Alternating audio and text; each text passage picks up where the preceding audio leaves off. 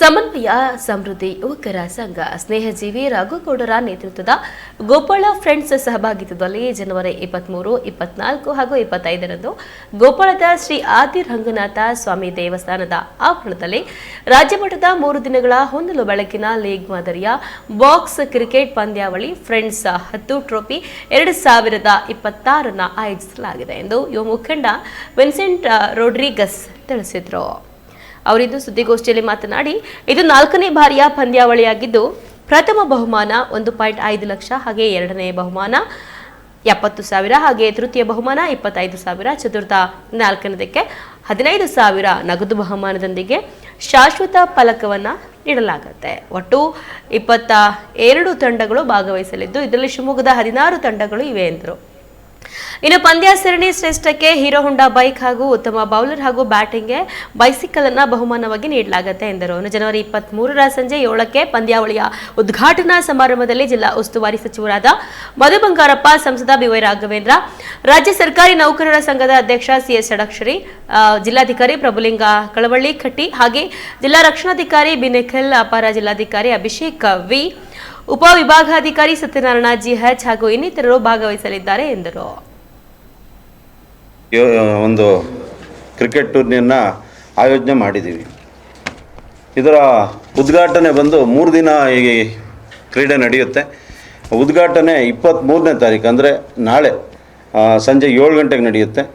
ಈ ಉದ್ಘಾಟನೆಗೆ ಜಿಲ್ಲಾ ಉಸ್ತುವಾರಿ ಸಚಿವರಾದ ಮಧು ಬಂಗಾರಪ್ಪ ಅವರು, ಜೊತೆಯಲ್ಲಿ ಜಿಲ್ಲೆಯ ಸಂಸದರಾದ BY ರಾಘವೇಂದ್ರರವರು, ಅದೇ ರೀತಿ ರಾಜ್ಯ ಸರ್ಕಾರಿ ನೌಕರರ ಸಂಘದ ಅಧ್ಯಕ್ಷರಾದ CS ಷಡಕ್ಷರಿ ಅವರು, ಮಾನ್ಯ ಜಿಲ್ಲಾಧಿಕಾರಿಗಳಾದ ಪ್ರಭುಲಿಂಗ ಕವಳಿಕಟ್ಟಿಯವರು, ಅದೇ ರೀತಿ ಪೊಲೀಸ್ ವರಿಷ್ಠಾಧಿಕಾರಿಗಳಾದ ಶ್ರೀ ನಿಖಿಲ್ B ರವರು, ಅದೇ ರೀತಿ ಅಪರ ಜಿಲ್ಲಾಧಿಕಾರಿಗಳಾದ ಅಭಿಷೇಕ್ ರವರು, ಹಾಗೂ AC ಉಪ ವಿಭಾಗಾಧಿಕಾರಿಗಳು ಸತ್ಯನಾರಾಯಣರವರು, ಅದೇ ರೀತಿ ಸರ್ಕಾರಿ ನೌಕರರ ಸಂಘದ ಜಿಲ್ಲಾಧ್ಯಕ್ಷರು ಮೋಹನ್ ಅವರು, ಹಿರಿಯ ಭೂವಿಜ್ಞಾನಿಗಳಾದ ನವೀನ್ ಅವರು, ಅದೇ ರೀತಿ ತುಂಗಾ ನಗರ ಪೊಲೀಸ್ ಠಾಣೆಯ ನಿರೀಕ್ಷಕರು KT ಗುರುರಾಜ್ ಅವರು, ಅದೇ ರೀತಿ ವಿಚಕ್ಷಣ ತಂಡದ ನಿರೀಕ್ಷಕರು ಅಬಕಾರಿ ಇಲಾಖೆಯವರು ಶ್ರೀನಾಥ್ ಅವರು, ಇಷ್ಟು ಜನ ಉದ್ಘಾಟನೆ ದಿನ ಉಪಸ್ಥಿತರಿರ್ತಾರೆ.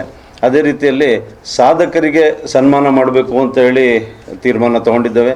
24ನೇ ತಾರೀಕು ಶನಿವಾರ ಈ ಕಾರ್ಯಕ್ರಮ ನಡೆಯುತ್ತೆ.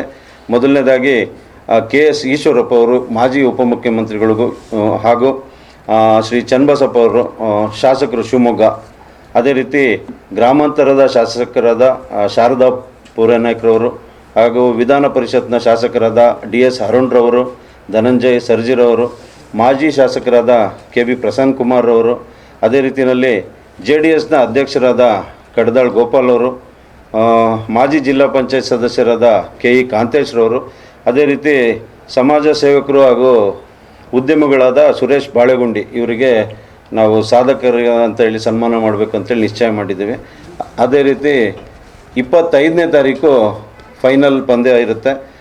ಅವತ್ತು ಬಹುಮಾನ ವಿತರಣೆಗೆ R ಪ್ರಸನ್ನ ಕುಮಾರ್ ಅವರು, ಜಿಲ್ಲಾ ಕಾಂಗ್ರೆಸ್ನ ಅಧ್ಯಕ್ಷರು, ಅದೇ ರೀತಿ ರಾಜ್ಯ ಕೈಮಗ್ಗ ಮತ್ತು ಮೂಲಸೌಕರ್ಯ ಮಂಡಳಿಯ ಅಧ್ಯಕ್ಷರಾದ ಚೇತನ್ ಗೌಡ ಅವರು, ಸೂಡಾದ ಚೇರ್ಮನ್ರಾದ ಸುಂದರೇಶ್ರವರು, ಹಾಗೂ DCC ಬ್ಯಾಂಕ್ನ ನಿರ್ದೇಶಕರಾದ M ಶ್ರೀಕಾಂತ್ ಅವರು, ಮಾಜಿ ಜಿಲ್ಲಾ ಪಂಚಾಯತಿ ಅಧ್ಯಕ್ಷರಾದ ಕಲ್ಗೋಡ್ ರತ್ನಾಕರ್ ಅವರು, ಕಾಂಗ್ರೆಸ್ ಮುಖಂಡರಾದ ಯೋಗೇಶ್ರವರು, ಹಾಗೂ ಆಪ್ಕಾಮ್ಸ್ ಅಧ್ಯಕ್ಷರಾದ ಮೊದಲನೇ ಬಹುಮಾನವಾಗಿ 1 ಲಕ್ಷದ ಟ್ರೋಫಿ ಫಲಕ ನೀಡಲಾಗುತ್ತೆ.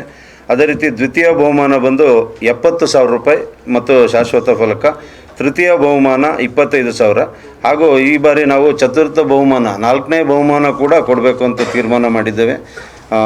ಅದೇ ರೀತಿಯಲ್ಲಿ ಸರಣಿ ಶ್ರೇಷ್ಠವಾಗಿ ಯಾರು ಸರಣಿ ಶ್ರೇಷ್ಠ ಗೆಲ್ತಾರೋ ಅವರಿಗೆ ಒಂದು ಬೈಕನ್ನು ಕೊಡಬೇಕು ಅಂತ ಹೇಳಿ ಹೀರೋ ಹೊಂಡಾ ಬೈಕನ್ನು ಕೊಡಬೇಕಂತೇಳಿ ನಿಶ್ಚಯ ಆಗಿದೆ.